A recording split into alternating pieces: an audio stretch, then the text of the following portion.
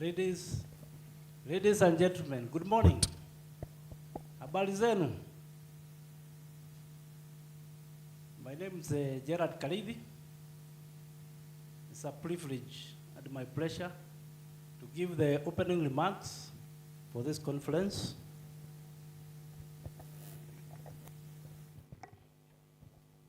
Esteemed exhibitors, speakers, delegates, and visitors, a warm welcome to the TEMS Africa ICT Conference and Exhibition 2024. ICT sector is a key pillar to Africa's and Kenya's economic development blueprint for the bottom-up model, which we are currently using with the government. The sector is contributing an estimated 15% of Kenya's GDP, gross domestic product. Kenya has been a springboard of innovation, particularly in digital finance, leading the continent with over 70% adoption in mobile money. The e-commerce space in Kenya is growing in double digits, every year shaping the way of life from the way we shop, transport, health, agriculture, just to name a few. There is also a wide adoption of technology within the public sector, especially on the e-citizen platform, where you get all the government services, where we have one integrated payment system, and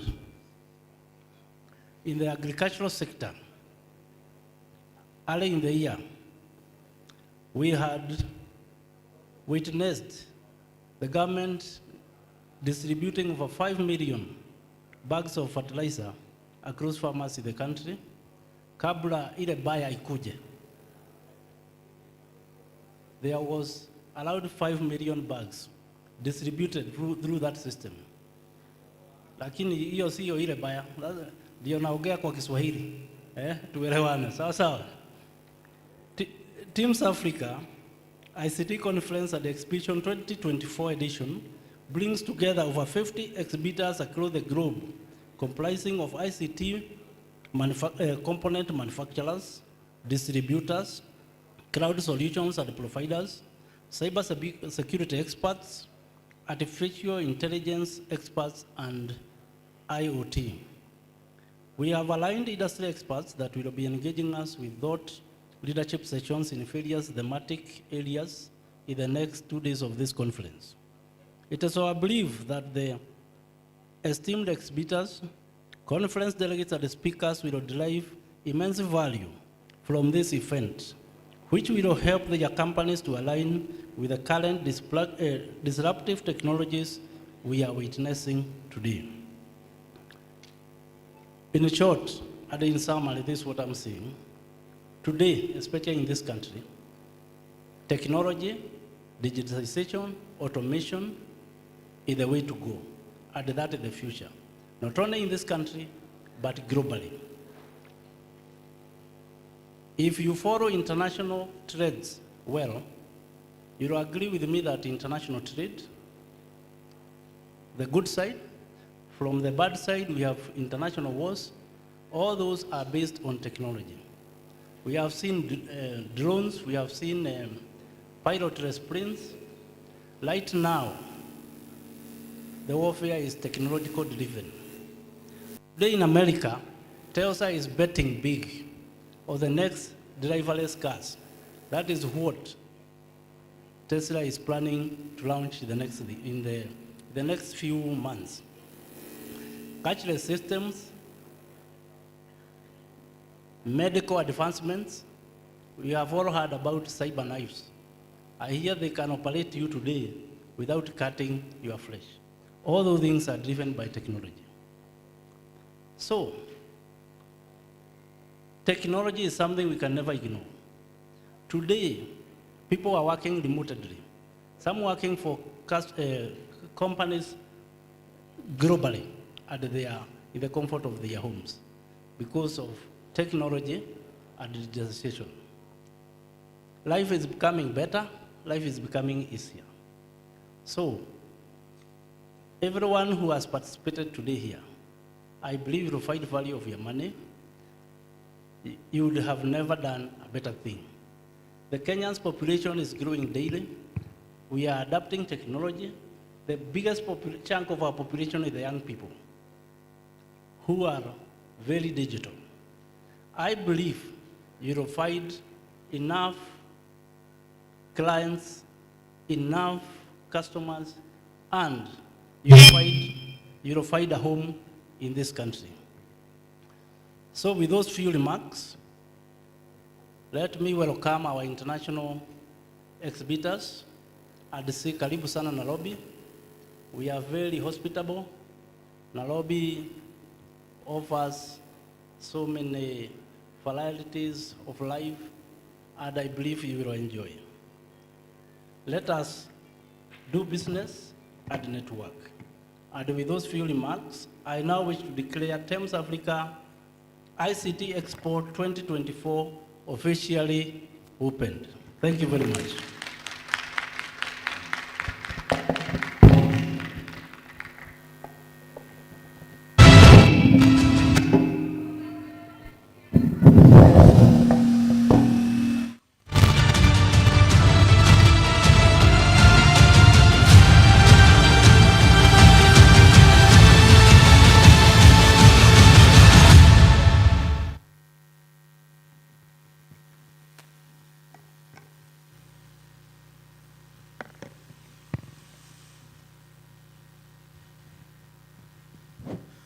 Thank you.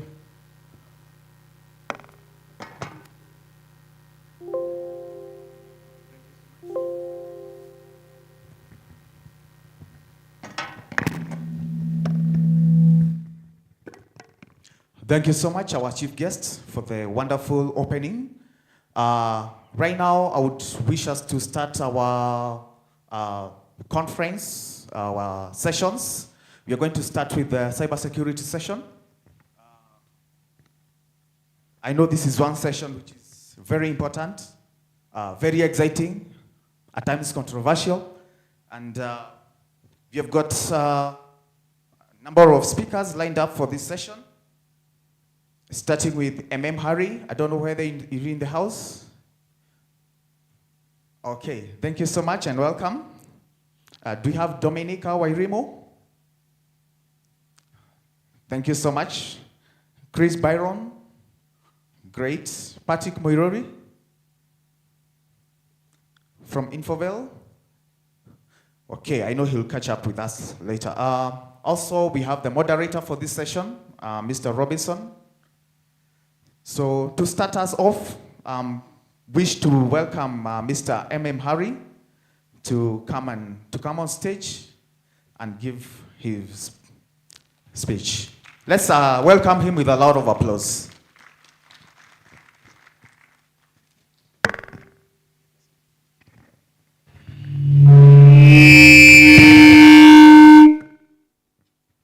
Thank you so much. Thank you. Good morning, everyone. It's a great pleasure for me to be here. Sorry about that. It's a great pleasure for me to be here, and it's my second time here in Kenya. I was here in 2019. My name is Harry Etugudo, and I am a senior systems analyst for my state university, Akwa Ibom State University in Nigeria. I think for me it's an honor to kick off this conference as the first speaker. So I think I should, on behalf of all the other speakers, say you're welcome, and that please sit back, and for every session there is value that is going to be given. So please, let's listen attentively, and then we'll get something out of it.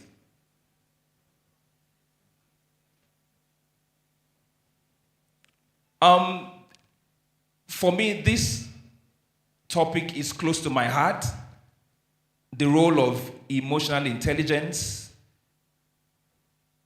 in mitigating and detecting social engineering attacks. I can bet you that in this hall, there are people who will faint if they got an alert from their phones, a withdrawal that did not authorize.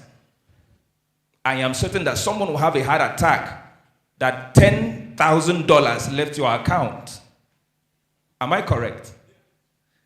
That is because we have ignored the role of emotional intelligence during cybersecurity attacks. Now, for us to understand how serious this is, let's go straight to statistics. And so it will help us to understand what we are talking about. Now, this is statistics from Kaspersky, August 2022. Just in 3 months from August, you can see that Kenya alone had over 5 million social engineering attacks alone, followed by South Africa, over 4.5 million, and followed by Nigeria.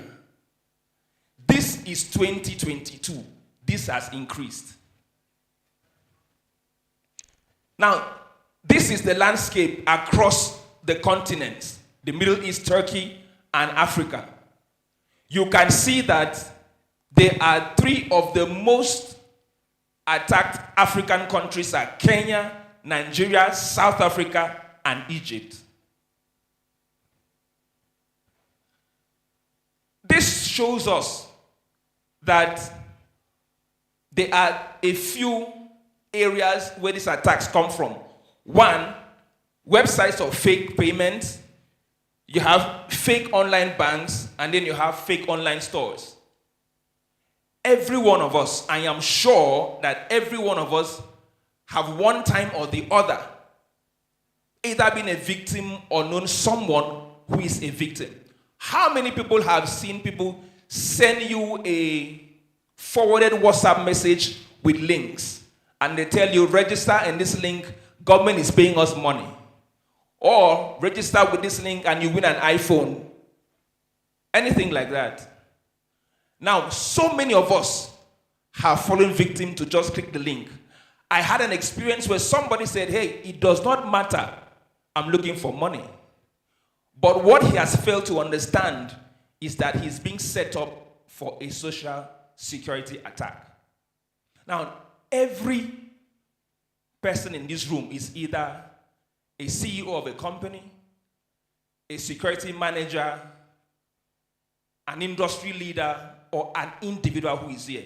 And one of the things that you are after as a CEO of a company is that, one, you want business to continue, you want to secure your customers' data, and you want the safety of your employees. If you are an individual, you want to make sure that your data is secure. Now, there has been advancement in technology in diverse ways. We are putting together mitigations in the technical aspects. We are putting together all manners of anti-phishing platforms technically. But what we have failed to do, what we have failed to understand, is that there is a human factor behind every social engineering attack. There is no data breach, there is no ransomware attack, there is no theft, identity theft, that there is no factor of the human in it. Every of these attacks is because there is a human factor behind it. And the moment we take a closer look and put our attention to it, we will begin to reduce the numbers that we have seen. And so we are here to discuss this particular issue that's been put behind us.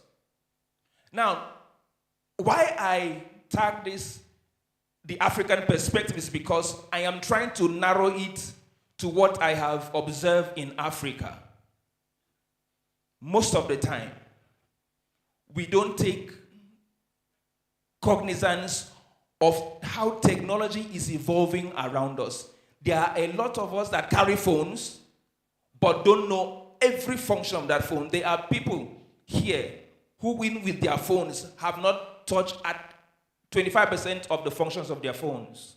And so, these guys who are cyber criminals take advantage of our ignorance. Now, my perspective is in Africa, and I've decided to take 2 areas to talk about. These areas are: 1, Africa is rich in culture, in language, in value. A typical African is someone that connects with one another with trust. We have value system, we have communal system, and this has been used against us. Now, if we are able to build cybersecurity around all these values that we have, if we are able to secure our data, putting into consideration these social norms that we have, knowing that, hey, I can trust you. Now, because of my trust, will you use that against me? So we need to build cybersecurity walls around our norms, how we behave and how we relate. 2, we have issues with social economic realities. Now, I remember a situation several in Nigeria where people put up a link and tell you that it's a job, and millions of young Nigerians go for it, log in, put in their data, some ask you for your bank details so that they can pay, and a lot of people are falling to it because why? Unemployment, poverty. So this alone becomes a problem to us. 2, there is emergence of technology growing into Africa. People are embracing these technologies, but we are not educationally advantaged digitally. We have not been educated properly on how to use our devices. And so this becomes a problem also. And so this is my context in this particular topic, that we must begin to engage teaching and advocating for the role of emotional intelligence.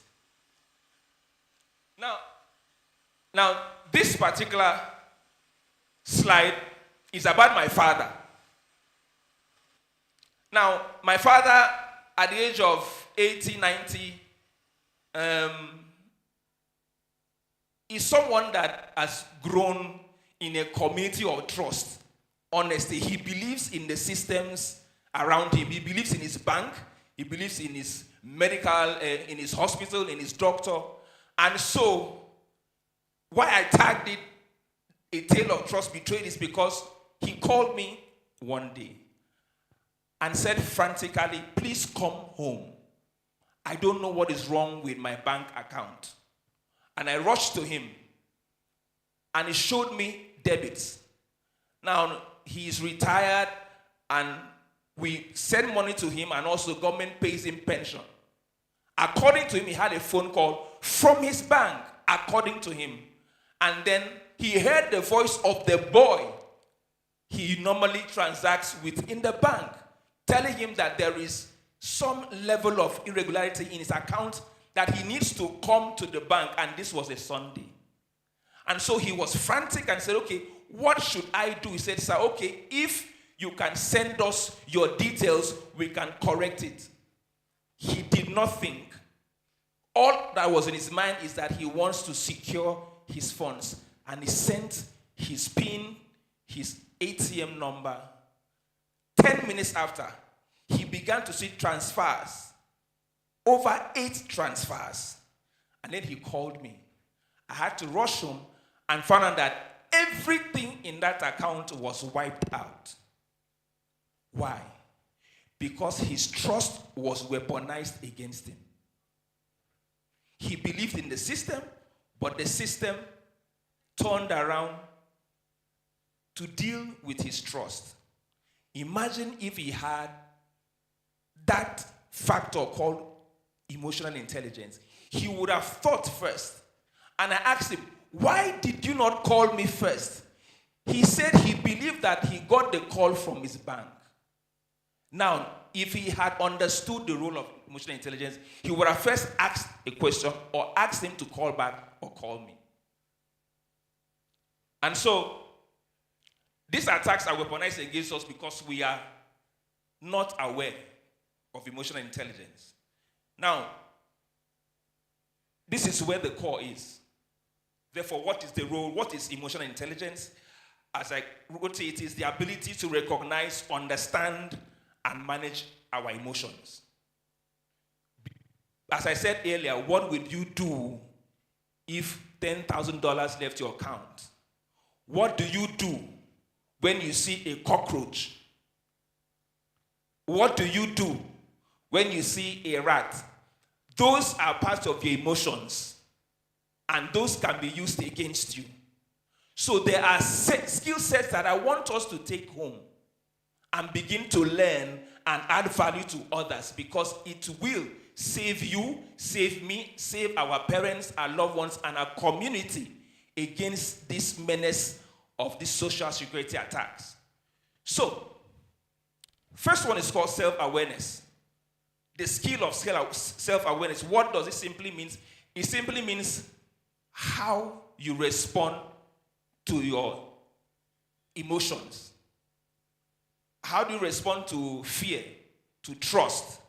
How do you respond to love? You see people get excited. Maybe you've not seen me for a long time, and then you saw me. Some people jump. That is your response to an exciting situation. That self-awareness is now what is used against you. It simply means, now when you are faced with a situation, how do you respond? Number 2, self-regulation. It simply means how you manage and control yourself. Now, in the context of cybersecurity, it means how do you manage and control yourself in the midst of a cyber attack against you or against somebody else? What do you do when you see the alert? Do you drop your phone and shout Jesus? Or do you look at what is happening and call your bank to tell them to stop every other transaction? Do you have a code that you know that you can type in and stop further transactions?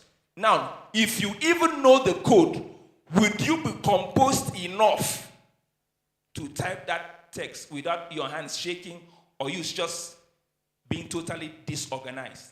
That is what self-regulation does. That is a skill set we need to begin to learn. 3 is empathy. Empathy means that I had the experience of being attacked. Now I see someone else who is being attacked. I should be able to help that person through the process of recovery and make sure that he or she gains confidence and is able to mitigate and learn for another time of such an attack. Number 4 is social skills. Now, social skills simply talks about us being able to collaborate like this, share information, trainings, workshops on these skills that we should be able to mitigate. Now, I want us to know this. For every attack that you have, you need a collaboration from yourself and from the assailant. When you begin to understand how you feel when things like this happen, you will begin to know how you are able to manage each situation. Cybersecurity attacks will not end, but we all in this room can begin to reduce its incidence. We have put a lot of focus on every other thing except the human factor. So I'm trying to drive home this point that even while we are here, we are going to go around looking at technology, emerging cutting-edge advancements.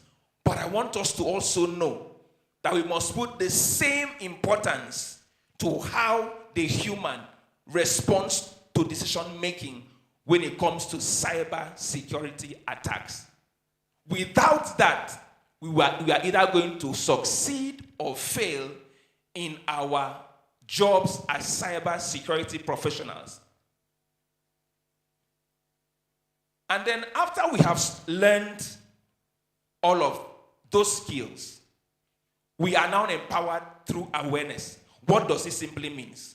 It means that we begin to understand the different steps to take, proactive steps that we need to take to make sure that we mitigate against emotional intelligence. One, understanding the threat landscape. This simply means that when you are informed, when we begin to understand what are the different ways of attacks, do you know that there is an attack where somebody tells a courier service driver, diverts your courier, your package, and sends it to somebody else without the driver being aware that he is going to a wrong address?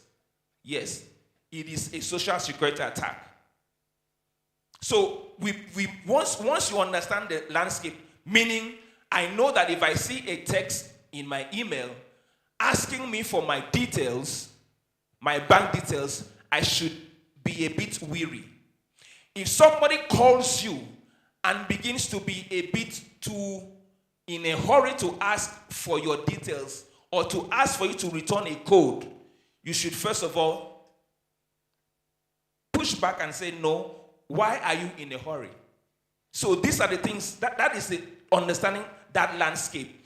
If you know that this and this and these things are in place, you will be more equipped with information to know what to do. 2, red flags. Red flags. What are those red flags?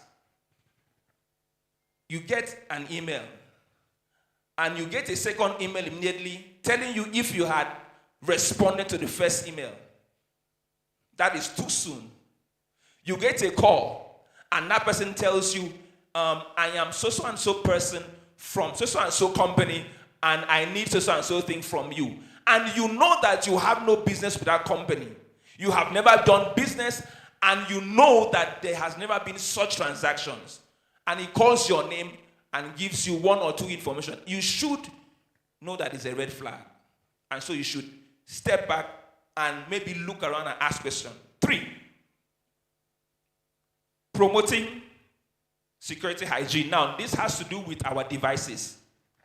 How many of us are updating phones, patches? If you don't update those things, you are vulnerable. We must begin to create that culture of being able to update our softwares, get passwords, stronger passwords. How many of us have passwords that are 15 character long here? 15 characters.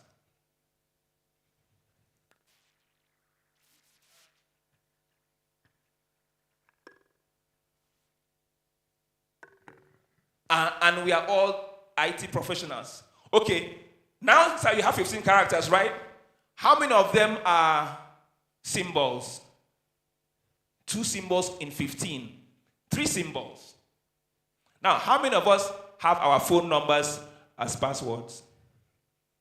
Phone numbers, birth dates. Some people are guilty. I see them laugh. Yes. That's what we're talking about. How many of us have changed our password in the last 10 years? How many? In 10 years, you've changed your password how many times? 5, 6? In 10 years. That is bad enough. You should change your password in 6 months.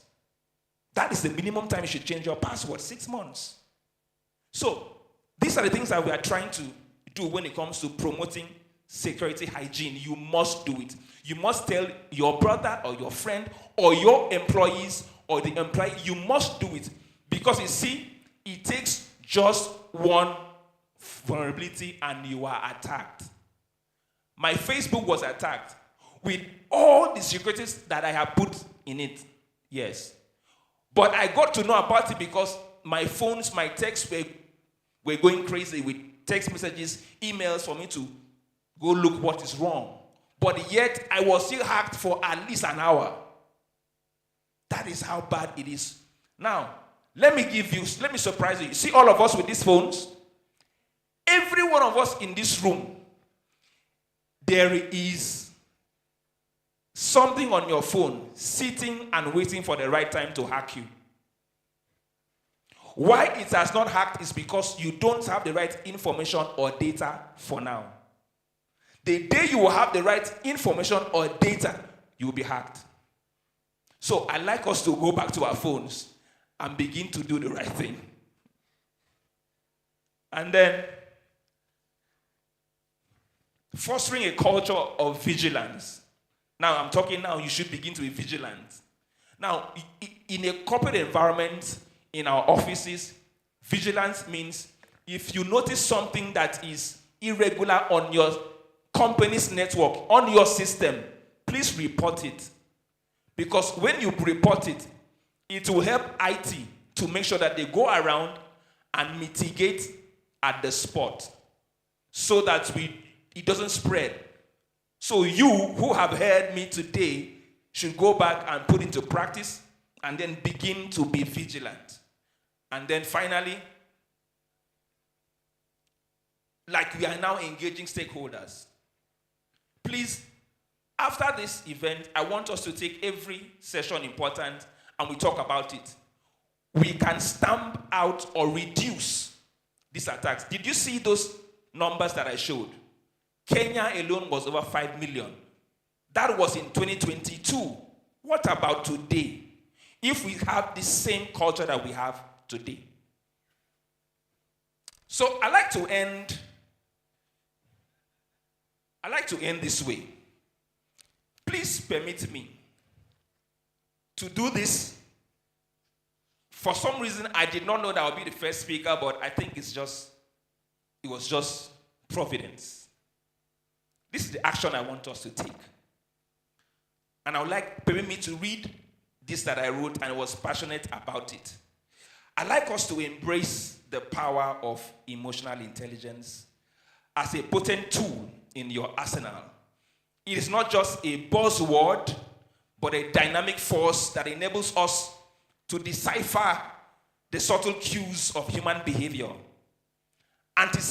We anticipate the twist of social engineering attacks and foster a cyber-aware culture that transcends borders. In the face of evolving threats, your adaptability and continuous pursuit of knowledge are our strength and allies. So let's be advocates of change, pushing the boundaries of innovation, and propelling Africa to the forefront of cybersecurity resilience. Let's collaborate, let's share insight, and collectively build a formidable defense that transcends individual expertise. I want you to remember that our efforts, your efforts, extends beyond the digital realm. You and I are that architect of trust, builders of secure foundations upon which the digital future of Africa rests. Your dedication shapes not only the present, but lays the groundwork for generations to come. Therefore, in this our journey, in this year's TEMS Africa 2024, I want us to know that your contribution are acknowledged and is deeply valued by everyone here and Africa as a whole. The challenges may be intricate, but so is our capacity to overcome them. Therefore, as Africans, as ICT professionals, you and I are not just defenders, we are catalysts to secure, thrive, and to secure a secure, thriving, and digitally empowered Africa. We are those defenders. Therefore, with deep respect and with unwavering appreciation, I say thank you for the opportunity given. Thank you so much.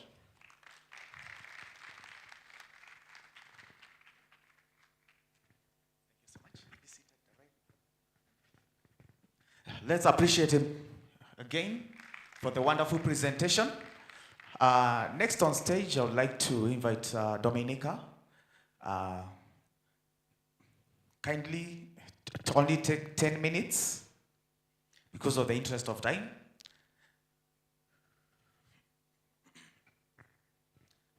Let's appreciate her as she comes on stage.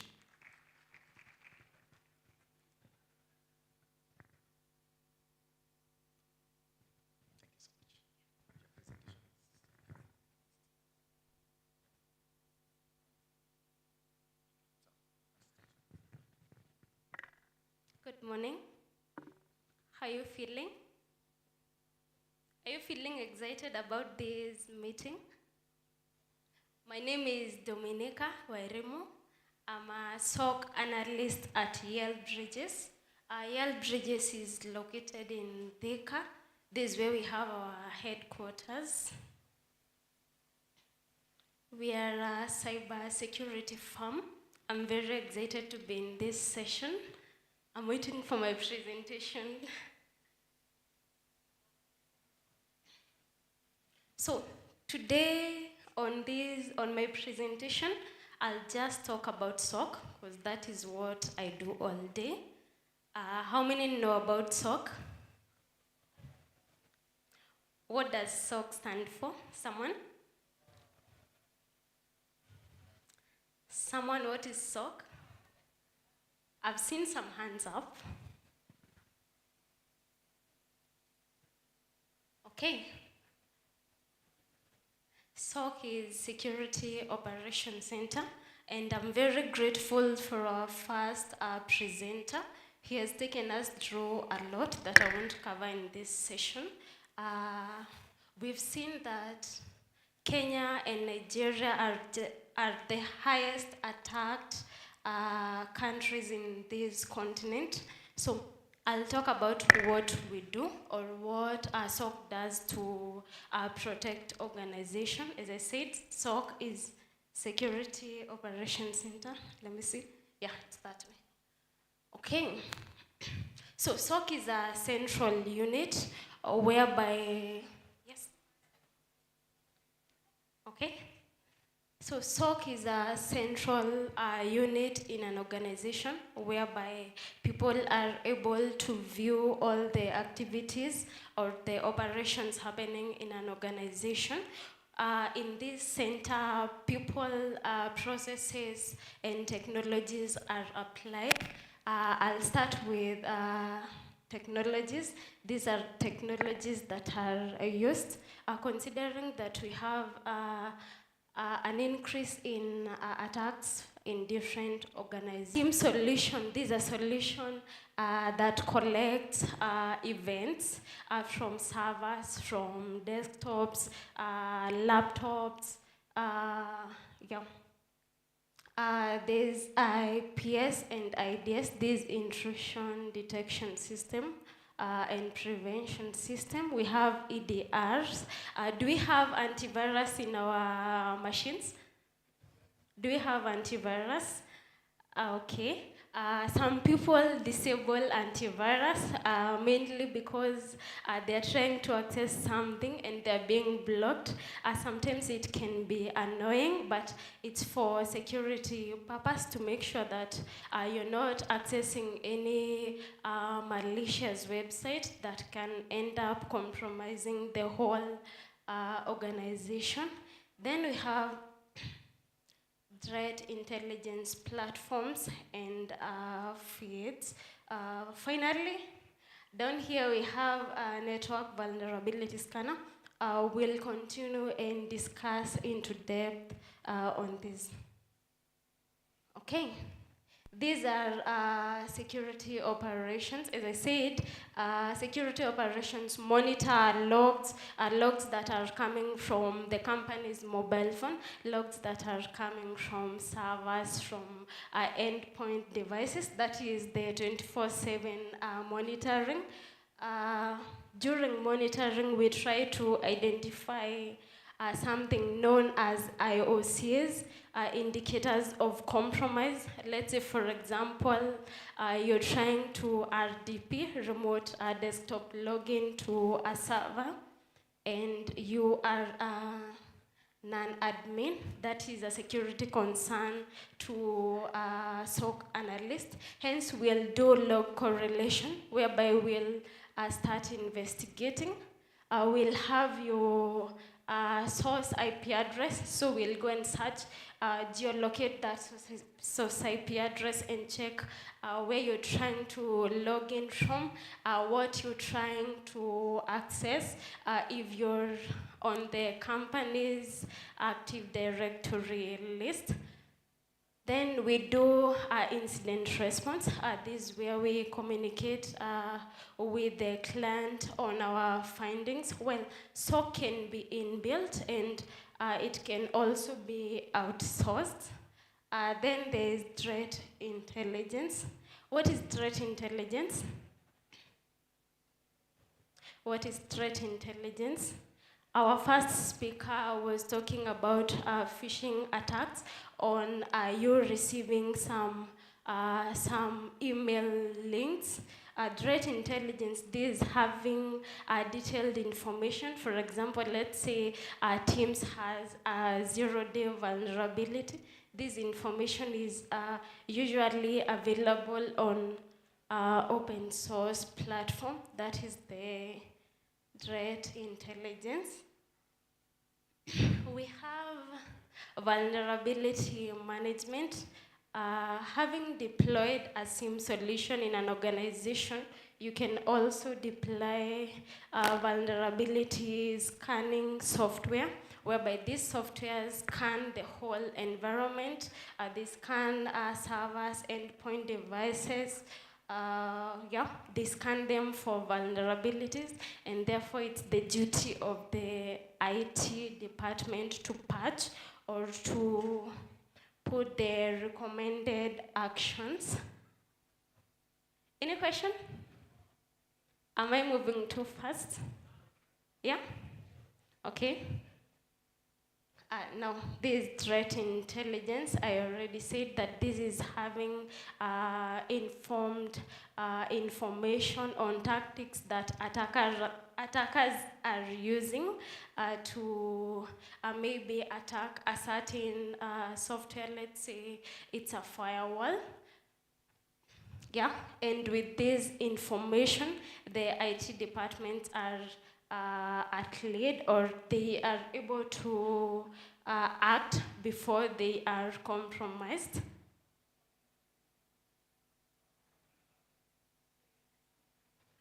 Another thing we talked about is vulnerability management.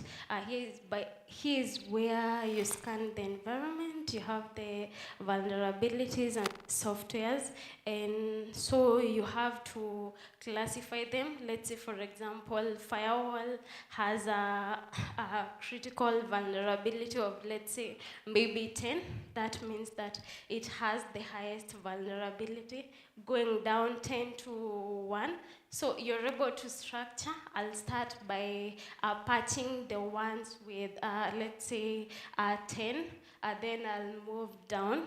That is prioritization.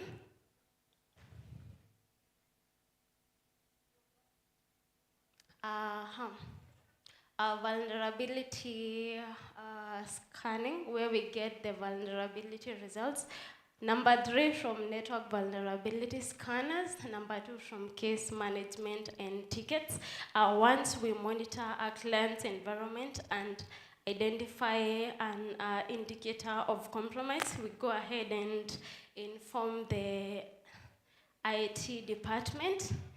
So that is one of the source of the vulnerabilities. The other one is on threat intelligence platform and feeds. Here we said that these feeds are available everywhere. We have Telegram groups. We have some other open source softwares, for example, Feedly. And as you can see down here, there's this, is it a pickup? Yeah, seems like a pickup or it's a what? Okay.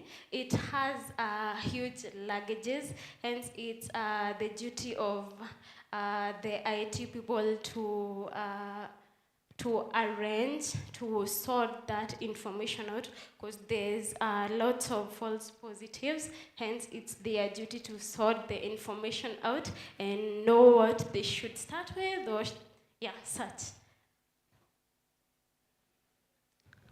Our first speaker had a detailed presentation on this. Well, how secure our, okay, what is our level of security awareness? What do we do in an organization? Are we those people that see phishing email and report it, or will maybe fear that will be seen like we are compromising the organization infrastructure? Well, how many times have you reused your password? Your Gmail password is the same password that you're using to unlock your system. It's the same password that you're using on your TEMS. How many times have we done that? We also have favorite people. You have your partners, your child's name as your password, and you don't change. Maybe you shift to the second name. Also, if someone walks into our organization, let's say, for example, they say that they want to get something that will prompt you to leave your workstation, do we lock our laptops? Do we lock our mobile phones? Do we have password managers? Or we save our passwords on Chrome? No, browsers, password managers. How many have different password managers on our laptops? Chris, I can see you. Yes, I can see you. Our passwords are often generated. Do we have an auto-generation of passwords? Well, this is a good practice. You should have, let's say, a password manager which auto-generates passwords for you. Well, some of my passwords, I even do not know them. I just click on my laptops and the auto input. Well, these passwords are hard to guess. No one can, it will take time for attackers to guess them.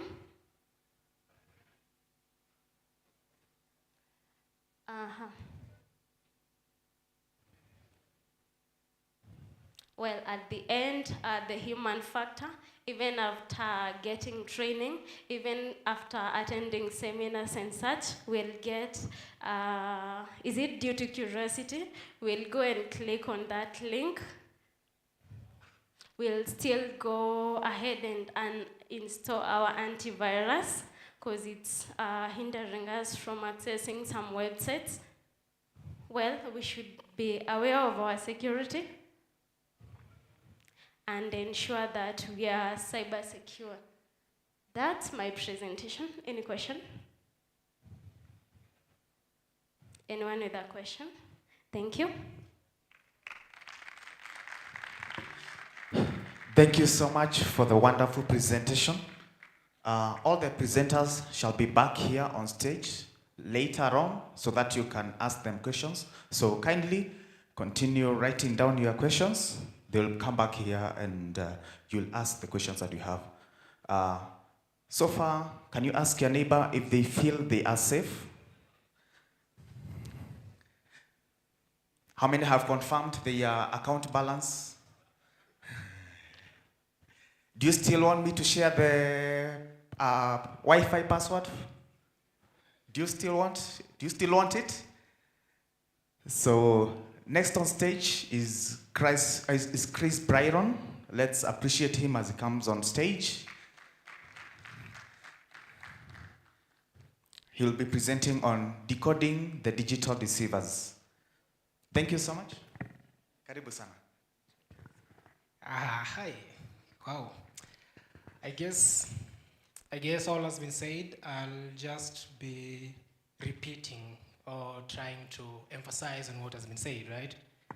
Well, for starters, I'm Chris Byron, part of the Yale Bridges team. I'm on the offensive side. My day job isn't defending, it's attacking.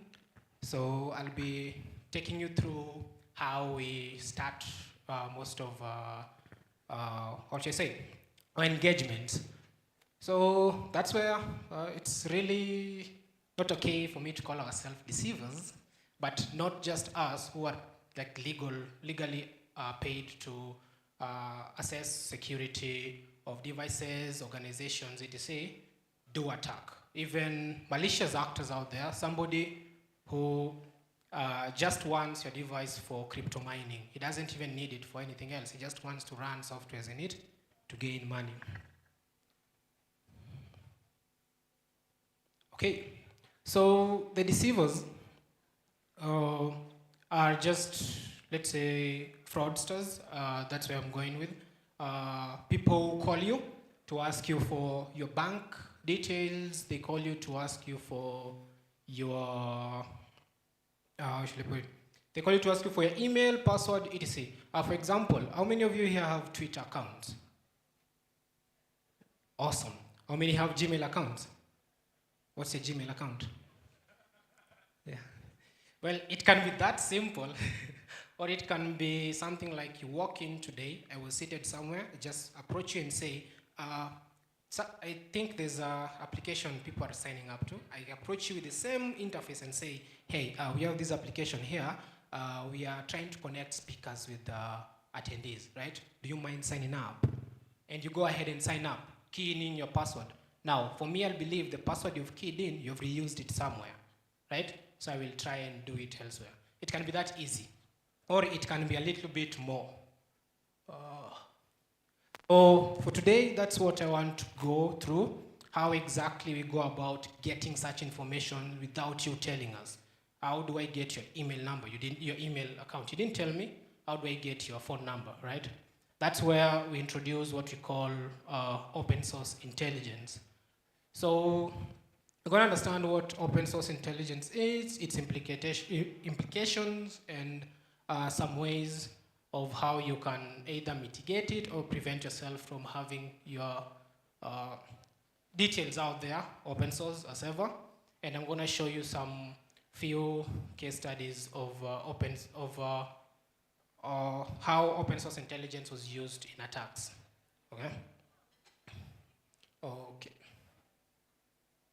Okay, open source intelligence is just collecting publicly available data, yeah? So we collect, I just go online and search your name. It appears if you're somebody with a lot of social media presence, it will appear there. I find one, your, let's say, Instagram, your LinkedIn. I know most of us here have LinkedIn accounts, and also some other social media accounts. After getting that is where now I go ahead and look for other sources. Twitter, I've gotten your Instagram account and LinkedIn. I'm looking for Twitter. I use your name on Twitter, search. If I don't find it, now the next step is your email address. Well, the process of open source intelligence isn't that simple. We always get a lot of junk. There might be 300 people with the same names. So we collect all this data and then pass them through a filter. We get like the most probable you, like what are your characteristics? What is the possible platform can this person be in? If you have attended this ICT EXPO, I'm assuming you're into tech, or maybe you're a business person, or maybe you are some, let's say, manager at a company. So I start from there. I already know your interest. I already know where you are. That's where I start sieving through all these 300 data. Well, oh, sorry, that's wrong. Okay, but anyway, ignore that and forgive me, the disinformation bit. So when I'm talking about collecting OSINT sources, there are a couple of tools we make use of. As you can see, some of them are just things you always use, right? You always use Google, you always use GitHub, you always use Telegram. You always use them, and you don't really believe there's something or something more that somebody can do with them to maybe influence you or maybe get your data. We also have Shodan. Shodan is used to map it is like an infrastructure scanner. It scans the entire internet for devices, IoT devices, for servers, for web applications, and then it just avails them out there for free. Yeah? So anybody can actually go there and sieve through this large number of data to just get that particular one they're looking for. We have Spokio. Spokio is where if I have your email, I go there, search, and then I find which site you're logged on, which site you registered in, your phone number, if you maybe, how should I say it, if maybe your account or your email appears in a breach, I also can look at it from Spokio and also in another tool called a Vibe in Pond. I'll show you that in a second.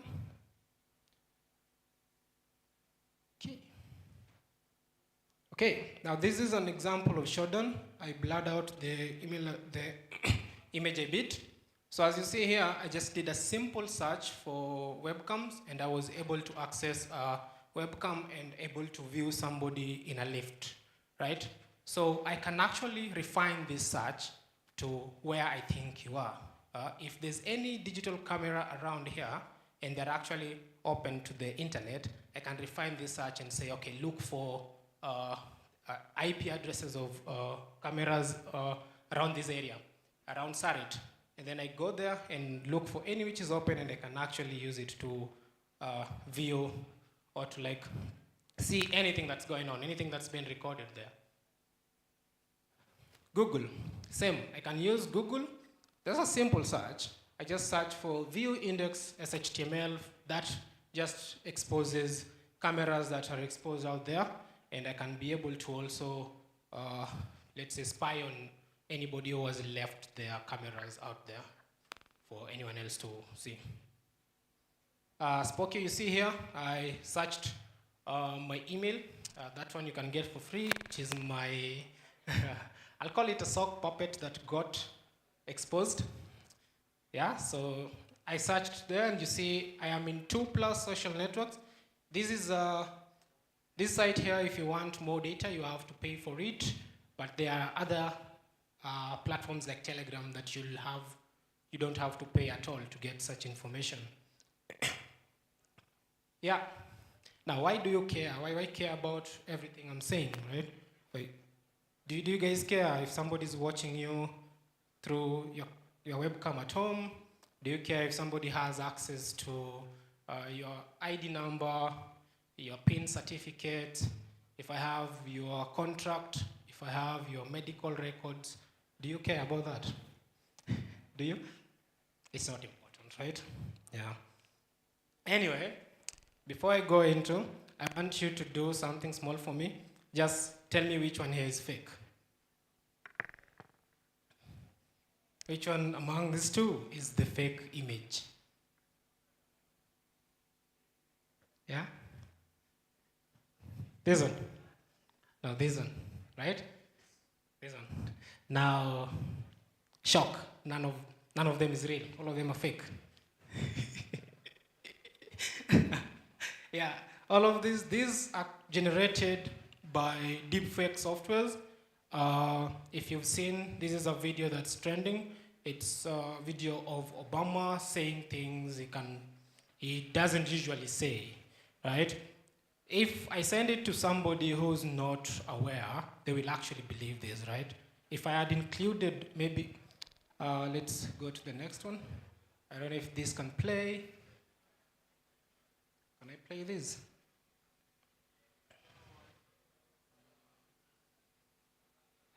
Anyway, this.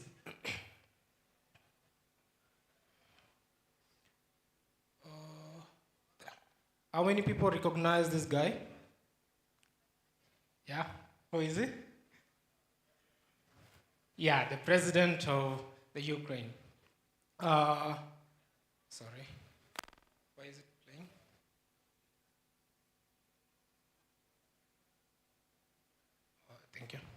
Yeah, so apparently this video right here was a fake video released during the war between Ukraine and Russia of the Ukrainian president actually telling the soldiers to surrender. Now, many people actually believe this, leading to unrest in Ukraine itself, right? So these are some few things that I can do using those small bits of data I'm collecting about you online. Right now, I know most of us have taken selfies and posted, right? I can just sieve through all that, collect a data set of all these selfies, pass it to an AI and tell it, okay, generate for me a video from all these, and I want him or her to say X, Y, Z, and it will generate that. And if I post it, a few people will believe it, but some who are keen might spot the difference, maybe from the way you behave or from the way the intonation in your voice. Yeah, so those are a few just case studies I've shown you that people do using that small information they get from you. I think recently in, I think Hong Kong, a financial employee sent $29 million to some few people who he met on TEMS, believing they were his colleagues, but those were deep fake generated. Now he realized later, when now the chief finance called him and said, hey, I've seen some weird things happening, what's going on? Now he was also a bit confused. Now from this scenario, who do you think is wrong? Is it the employee?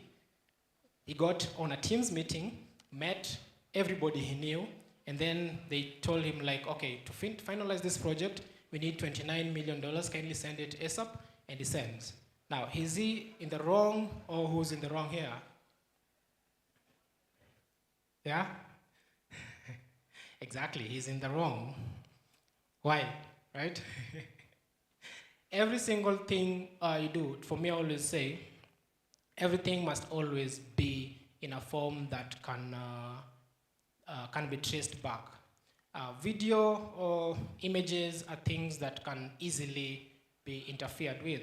But as if he got an email or maybe a text from one of these employees on Teams, and they actually organized this, because apparently they had this meeting on a different Teams, which obviously should ring a bell, right? You have like a specific Teams channel you meet when you're in a company setup, right? Why would you actually go ahead and be convinced to join using a different link? Yeah. Okay. Now, disinformation, I think what I've talked about, it is what I can use with the information I gain from you. So I will manipulate some information I've gathered about you. Now this is when I'm doing an engagement. Maybe we've been contracted to do a pen test or try to hack into, let's say, TEMS organization, right? Now, I'll gather information about employees the same way, and then I will construct some form of maybe information, something that I know you guys have, you're trying to organize an expo. Now, I masquerade myself as somebody who wants also to be part of that expo or a partner, right? And then after a while, we get into a conversation and I get to know more about you, more about what's gonna happen in the expo, and then I can actually sneak in and put one of my devices somewhere there, right? And then, boom, anybody who's connected to the network, I can actually get access. Anything that will be shared here, I can actually intercept it. Now that's simple. I can use, to do that, I can use a cable. See the charging cable you use normally, yeah? There is one specifically made for hacking, of which it seems harmless. You can just say, help me with your charger. I give you that, you plug it in, and I have access to your phone. Yeah, it's as simple as that. I just create information, disinformation, and then post it out there or use it against you. We've seen this happening politically or even somebody trying to sabotage another organization. Yeah. Okay, auditing your footprints. How can you actually prevent yourself from being a target here? In this age, you can't. You just have to minimize everything. Because if I say, don't use Instagram, people will see me like, what are you saying? Don't use Twitter. What is this guy saying?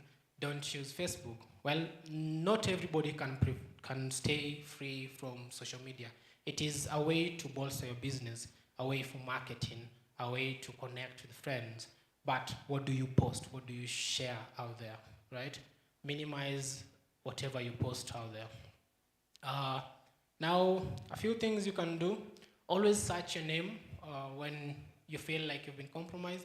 Go ahead and search your email, search your name, check if you appear anywhere, right? Go to Telegram, just up there, search your name. Go to Twitter, search your name. See if there's any account created using your details, okay? Try using VPNs. Not everybody can use this, but try as much as possible to use. If you want to use a browser, use the ones really known, Chrome, everything else. Don't stray to, there are a lot of softwares out there that you can use to browse, but try and use the ones which are known, and then try implementing or using VPNs. Secure your devices.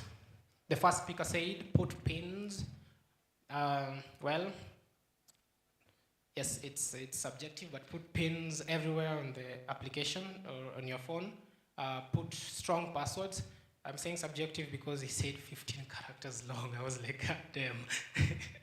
That's a lot for me. So I had to go with maybe 12 or 8, 10, somewhere along that line. Now, be cautious about what you share. It's something that has been said over and over again, but we tend to think it's just a picture after all, right? Now, I'll take a selfie here. I go walk a bit and then go take a selfie across the road. Then maybe I go somewhere else, take a selfie. If somebody gets all these pictures, he can actually generate a timeline of where I was and where I'm heading at. If I see, for example, right now, how should I put it? If I see a picture of 3 people together here on the Twitter site of TEMS, right? I'm just trying to analyze one person. Let's say I see these 3 people. They might be related or not related. I want to get his email, yeah? I will first look for her and see if he has ever communicated with him. Then look for him and see if he has ever communicated with him. Now, I will find a correlation because mostly they will have been acquainted here. They will have tagged each other on Twitter. They will have tried to communicate with each other. Now, that's where the breakdown comes in. I'll text her and say, hey, I'm him, right? Could you do this and this for me, right? She'll do it, and then I'll text him as her, right? Sending the same information she sent me, I'm sending it to him. This guy will believe me. And then I'll continue being the proxy, that way. I will actually be between him, her. She'll believe she's speaking to him, he'll believe he's speaking to her. And that's how I gather information from both of them. I'll end up having his email, his Instagram, his Twitter, etc. So just be cautious. Yeah, so the site I was talking about was Have I Been Pwned? And a little quote which I just threw there. It's not a quote really, it's something I always tell myself. If wherever you're logging in or registering, it's not legally, morally, or financially binding, avoid using any real information. Instagram is not legally binding. It's not morally binding. It's not financially binding. If maybe you want to create one for business purposes, create an email specifically for that. We always have info at, which is very limited to what they can do. So just to prevent yourself. Now, this is my email, right? I searched it on the site, Have I Been Pwned? And wow, I have been pwned, right? Yes, it's slightly here, but I hope you can see it. The red text there just shows my email appears in a breach. Yeah. So apparently I appear in AI type, breached forums, Gravatar. I think all of us, or most of us, will appear in this breach because this Gravatar was breached a while back and their data was leaked. So whenever I'm doing research on someone, I always find them appearing there. So where does this come from? Jubilee was attacked recently, right? But there was no leak though. It was just some, I don't really know the specifics, but they were attacked. So such an example, if somebody exfiltrates or gets data from Jubilee, they send it out there, right? And then your email appears, it will appear on this list. So that's how your information gets leaked. It doesn't get leaked from you yourself, it can get leaked from even third party, somewhere you logged on to. Real-time monitoring and response. Now that is for organizations. For individuals we've talked about. For organizations, you have to implement a better way of actually monitoring every assets of yours. I think this was covered by my defense colleague about SOC team, either outsource a SOC if you're in an organization, outsource a SOC, or get your outsource a SOC team, or get your own in-house SOC, of which they will help you, one, monitor your data on the clear web and on the dark net, on the dark web or deep web. Where does our employees' data appear in? Where exactly, did they appear in a breach? Was there any one of them who actually went to a place where they were not supposed to go to, etc.? So yeah, I think that will be all for me. I hope I delivered and showed you the scariness of just throwing your data out there, and I tried my best to show you how to better prevent or limit your data out there. So whatever I'm using here is one of the threat intel tools that the SOC team uses. It is called Intelli.io. It's intelligence.io or IntelligenceX. It's where if you search your name, your company email, your company domain, it will give you a lot of data about about maybe breaches or passwords that were gathered from the internet. I think that will be all from me, and thank you. Thank you so much.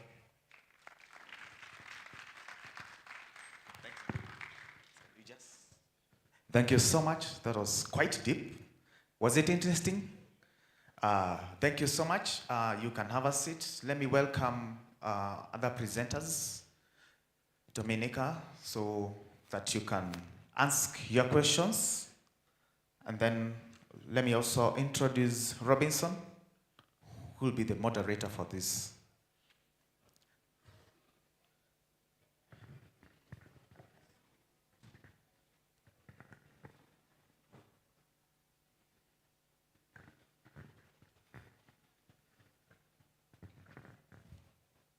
Welcome to TEMS ICT Africa 2024.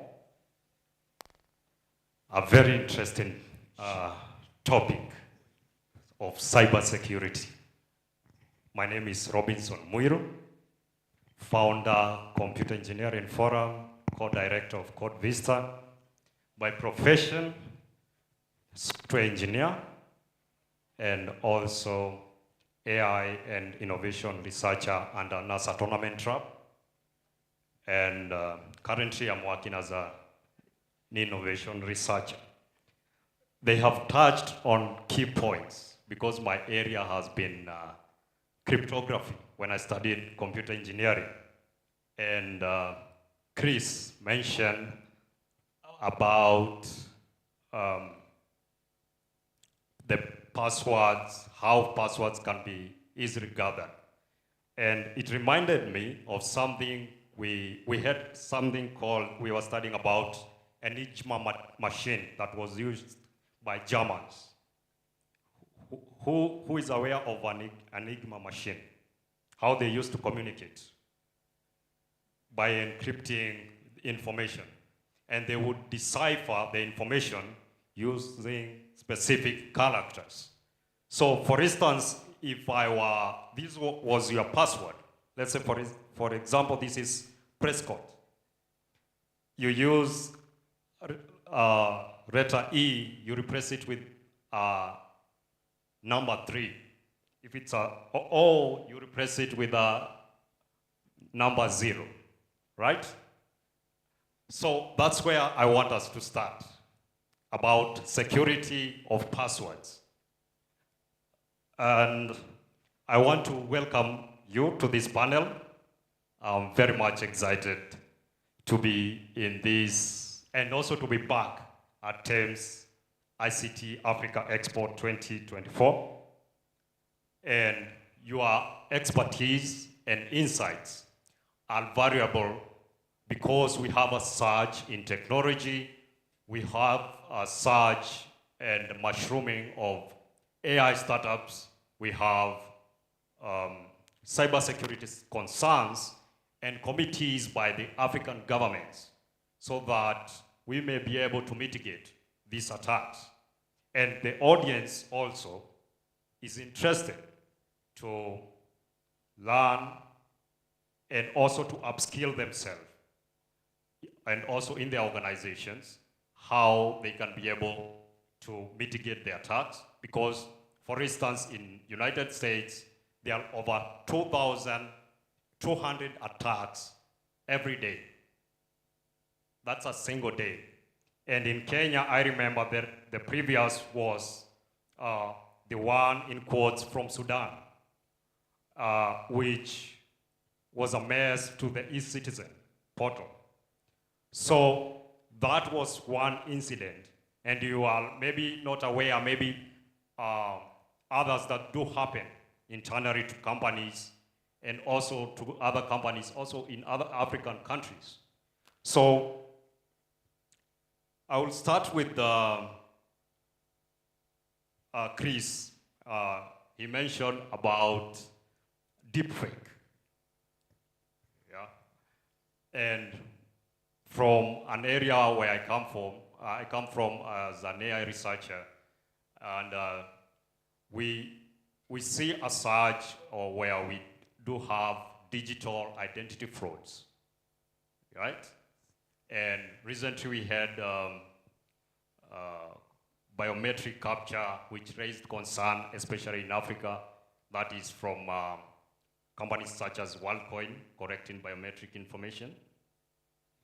And we have other companies also doing the same, collecting biometric data. How safe do you think that is, with your knowledge that you have just shared how these protocols are weak so that we can be able to find this information from the dark web? How safe do you think that with those companies that data will be? Okay. Okay. So about deepfake biometric data and the companies collecting them, well,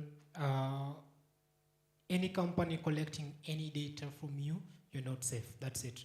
The thing you need to do is rate its credibility. So for example, if I tell you right now you're safe when you're giving biometric data to this XYZ company, it gets breached next month, I'll be a liar, right? I'd have lied to you.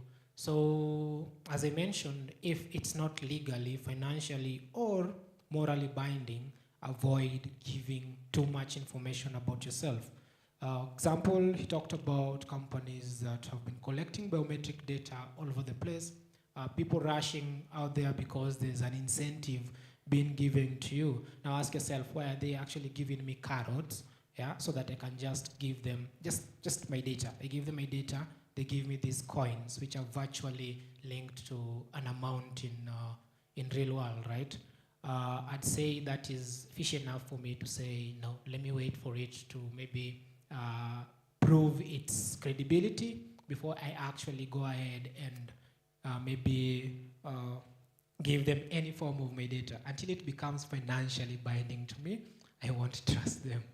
So you mean what is free, you become the product? Yes, you are the product. So how many went for OneCoin? Let's not pretend we hate money. Yeah, at least I would have gathered more, but the real data that is being captured is to create a digital footprint. Yeah. And I know right now it's a controversy, but that is the essence of what is happening. And how do you think your organization can help the continents or the government entities to mitigate while they have this data on their hands? For our company, so yes, we do assist. We have in-house developed softwares for data protection where we help companies manage or keep track of their data. We also have, as I mentioned, our in-house SOC who actually get access to your platforms and kind of track your online activity and check if you may be heading towards destruction or if any of your data out there was leaked or it's in the hands of malicious attackers. We also do penetration testing, essentially I'd say hacking or attempting to hack into your systems to identify if it's possible. If it's possible, we write a report and tell you, okay, we were able to hack into your system, this is how we did it, and this is how you can actually patch it. Yeah. Awesome. So let me come to Hadi. Let me let you breathe for a minute. I know it's you have shown us quite abundant and more to digest, especially with cybersecurity. And welcome to Kenya. It's a very nice run and the only city with a national park. So find time to visit.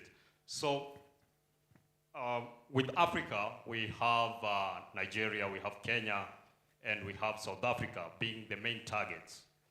And that brings to mind that these countries have higher curiosity to innovate and also interact with emerging technologies.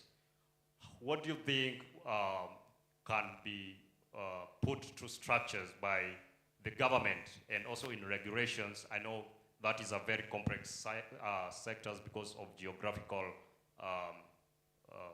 practices that are in between these countries. What do you think these governments can do to collaborate and create awareness also to the institutes in those specific countries? Thank you. When you look at those countries you mentioned, one of the things that are standing out is citizenship education. Now, an average Nigerian or Kenyan or South African does not have the constitution of his country at heart. He does not know everything about his rights. Is a problem. Now, when we talk about collaboration, we are talking about implementing laws, acts, policies in the right places to collaborate with these companies. Now, the companies are aware of what is their part to play. Government, on the other hand, is not fully educated on how this collaboration will be beneficial to both the companies and the citizens. So we need to educate, first of all. We need to let you and I understand our rights to data, our rights to sue, what we need to know about emerging technologies. And once we can do this, now implementation becomes the next thing. You implement, but you don't enforce. It becomes a problem. Every government that we mentioned has policies that already been on ground. There are laws already, but implementation, the political will to implement becomes a problem. So we need to go from the side of government needs to create that political will to go ahead and say, hey, for instance, we are talking about two companies taking biometrics. It should not be. Government should say, this company should do that because I will be able to hold you accountable, and not company ABC because companies B and C has people in government that are favoring them.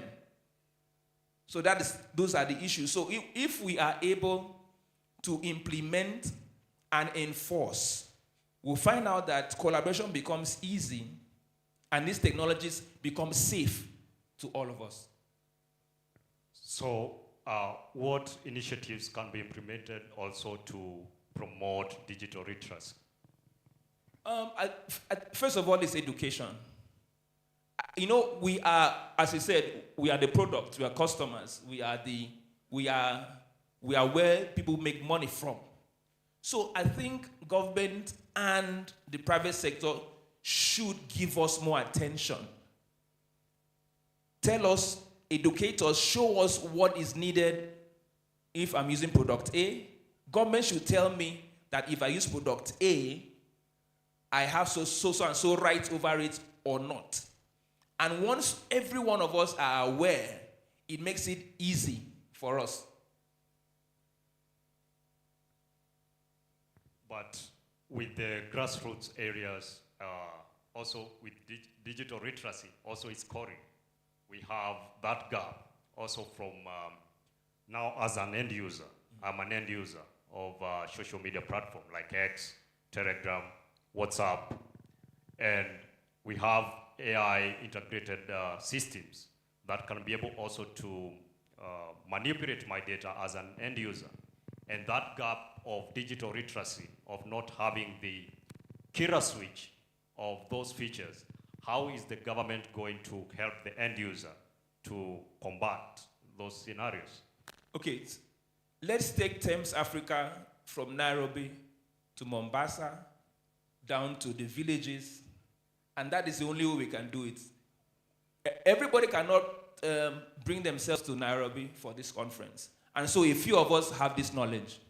So if we want that to happen down the urban, the villages, the rural areas, we need to go deep down. Government needs to also partner with these private sectors, partner with TEMS, send TEMS and say, okay, look, we want you to take TEMS Africa into the rural areas and have sessions like this with everyone. Over time, we will be educated enough to know how to secure ourselves. Okay, thank you. So let me first get to Chris. You mentioned on, still on that note of data and digital literacy, because everyone wants to interact online.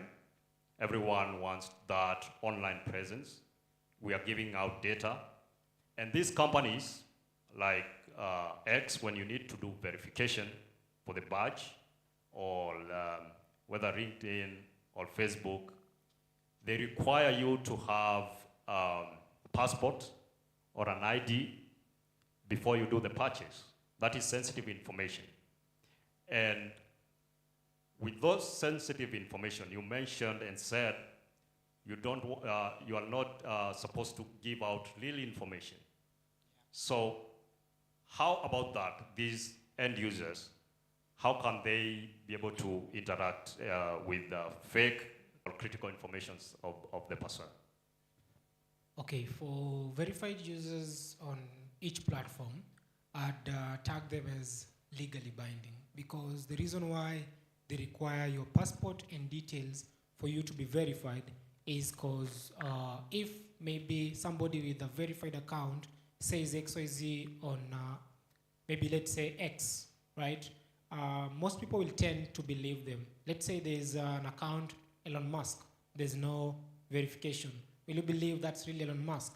No, right? You know this can't be. So if it has the verification symbol there, people will tend to easily believe it. People believe simple things. Maybe somebody who's really tech literate will look at it and say, this can be purchased. But a normal user will scroll through X and say, okay, this is a verified person, meaning this person's identity has been verified, and whatever they say, they actually think through it before they do it. So giving out your passport in that case, it is legally binding. And I'd say if you really need it, because I see no particular reason to get the verification unless you are a professional trying to boost your image, or you want more customers, right?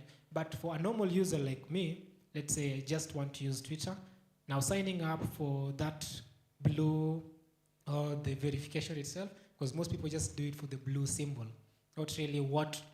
Have you ever thought about what exactly are they selling? Is it just the blue symbol, or is it reputation? Let me call it that. Yeah. Okay, that's right. So let me go to Dominica. You mentioned about your systems on vulnerability scanning and monitoring. So my question would be, what ways would we use to create awareness to the end users, rather than just companies, on how to be self-aware on threat intelligence? Because not everybody here has the schemes on how they can be cautious on social engineering, phishing. They don't know how to combat those scenarios.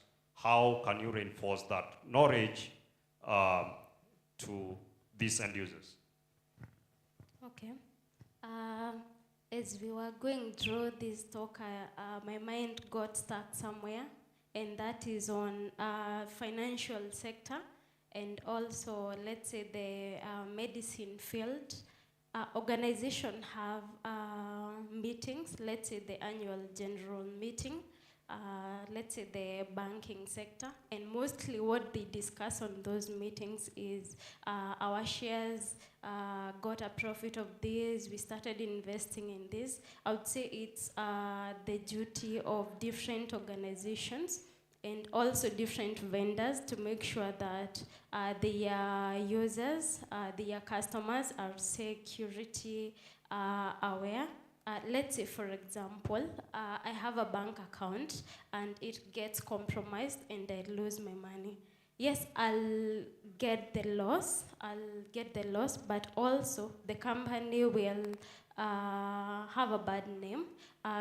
From then, people won't trust the company since you're not protecting our bank accounts. We do not have that information on how to protect ourselves. I would say it's a duty of the organization to make sure that their customers, yes, they're making profits, but make sure that they are security aware.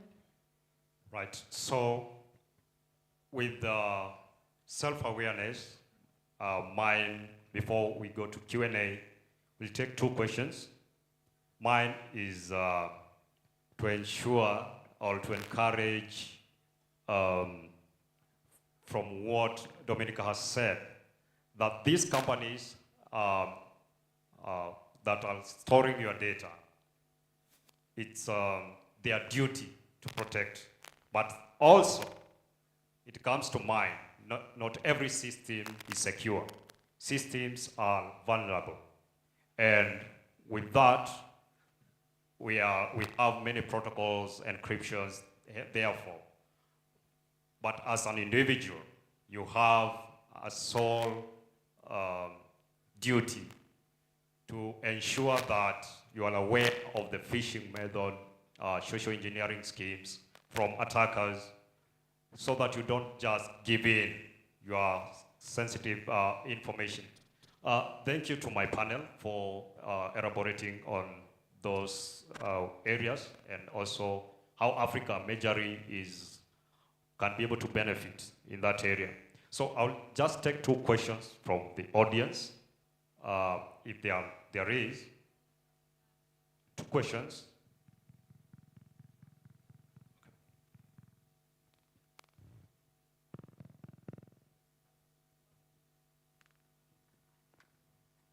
So, hello?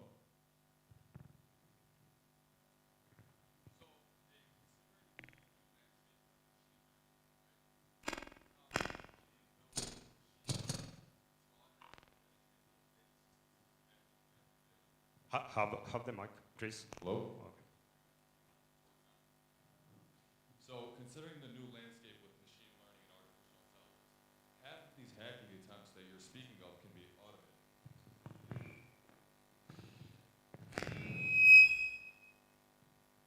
considering these new landscapes of machine learning and artificial intelligence, you're talking about protecting your data internally so that any kind of malicious actor cannot take it. How do you combat this when even those kind of penetration attacks are not being executed by people themselves? They're being executed by machine learning programs.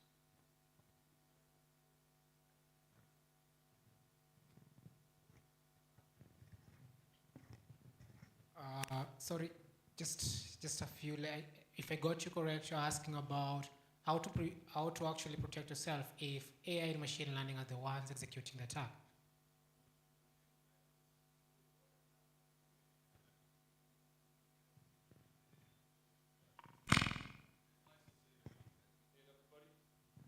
It's nice to say that we can educate everybody, but there's always going to be a gap in that no matter what.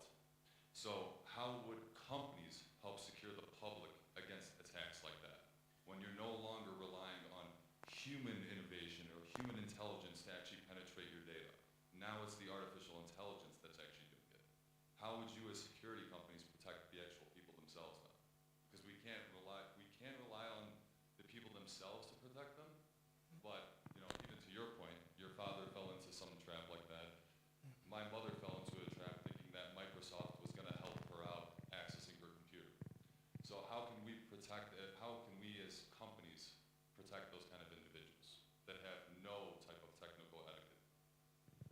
Oh, okay. Thank you. So if I get you correct, is protection for individuals who are not really literate in the aspect of identifying. As security grows, even as the APT become more and more sophisticated, yeah, even detection systems and antiviral systems and even other systems in place also come pre-built with AI.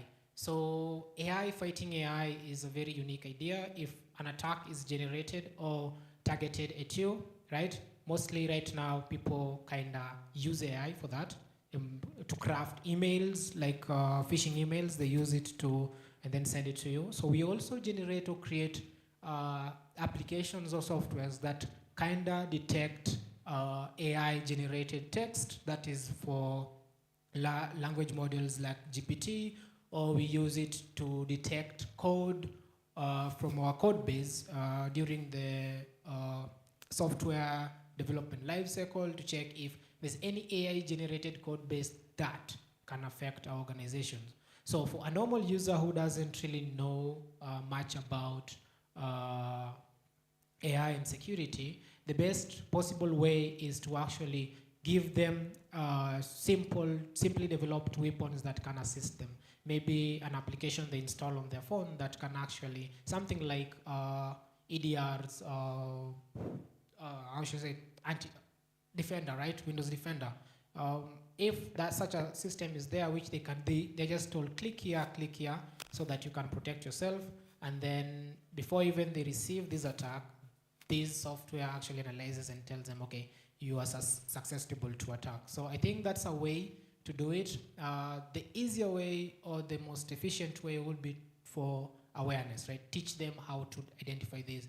But if that is not actually immediate, because they have to learn. So put in place processes that can assist normal users to actually identify such attacks. Okay, if I can say something on that. Now, it is the end user, it is you and I that actually creates that vulnerability. If I don't click on that link, if I don't respond to that AI phone call, all right, I will not get it. Companies must begin to invest in white hackers. We must begin to invest in white hackers and let them begin to learn the AI patterns and then begin to create their own AI defenses. That could only be the best approach in that direction, because it's becoming fast. AIs are becoming faster in learning and trying to try other channels. So we need those white hackers to be employed by companies. You know, they're expensive. They're expensive. So companies must say that, look, we need them. If they see that their database is that large, you must begin to employ white hackers. Amazing. And also to add on that, we have quantum encryption. And I know it's ongoing for the last stage of quantum encryption of where we are using MSC encryption protocol. And we have SHA algorithm, Sudan algorithm, and it's the last stage of error code correction. And we know we have, by 2019 we had quantum computer launched by Google. So with the advancement of quantum artificial intelligence, it secures the data for the end user. Now the companies will just be channeling the right information and the right protocols. So with the advancement of technology, the gap of the end user, the one we are protecting, our old parents, then the technology itself is advancing to a level where they can be able even to encrypt or even decrypt the information that would have taken ages. So now we are headed into a very nice ecosystem as we move forward into that. So, any other question? Okay.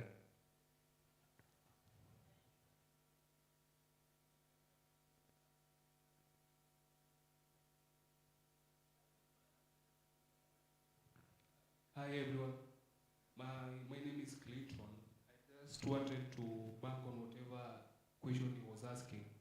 So my question is based on the threat of AI and machine learning. So what is the cybersecurity space doing when these systems are learning, the machine learning, they are getting creative? What happens in a case where our systems are AI integrated? What happens when these systems get rogue?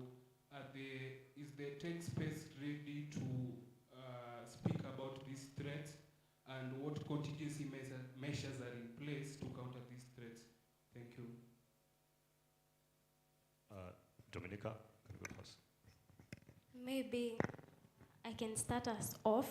As the machine learning and AI is increasing, the same is applying to the solutions that the defense team use. For example, the EDR and the same solution. Just an example, let me take an example of EDR Trend Micro. It's able to detect a pattern. It has machine learning capability, so it's able to detect that this is not a human-generated activity, this is an AI-generated activity, and the team gets that notification from which we do more investigation on and get to know how to advise a client.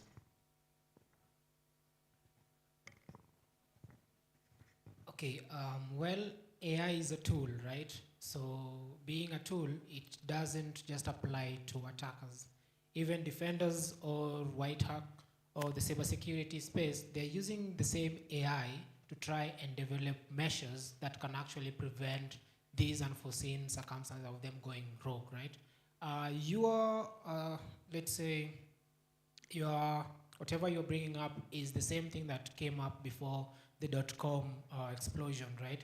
We had the same issues of what will happen if the internet becomes too disorganized, what will happen if the internet becomes too much, right? But systems were put in place to prevent a lot of things we were worried about. The same thing will happen with AI. We are already foreseeing something going wrong. We're not just sitting down and waiting for it to go wrong. We're actually trying to prevent it, yeah? There are people who are trying to break, there are people who are trying to stop them from breaking. So it's just a tool for both sides to use, either for protecting or attacking. Okay, thank you. I know we have taken just 2 questions. We just close from here. Maybe your final words to the audience. Well, thank you. You are wonderful. I liked the 2 questions because it's one of the products we're trying to develop of using AI to understand attackers' mindset by getting all this data from the sources I told you, Instagram, not Instagram, Telegram, and the deep web. So, well, thank you.